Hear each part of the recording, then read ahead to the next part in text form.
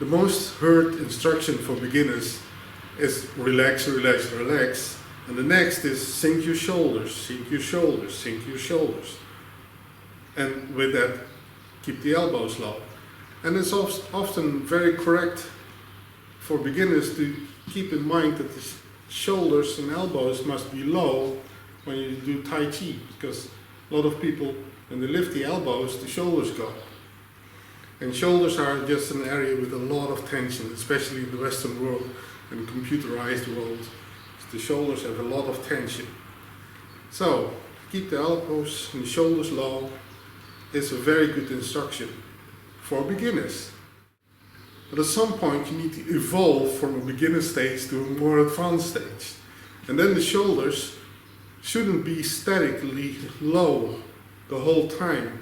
I see too many people doing form, like they do very relaxed and form, and the shoulders and elbows keep low. But for advanced level, you need to have a freedom of movement in the shoulders.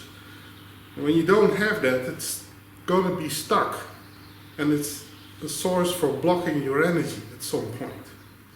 So beginners need to unblock the shoulders when it's too high, keep it low. But for advanced, to keep it low at the same position, it will block again. So you need freedom of movement. So the rolling movement are very good in Tai Chi.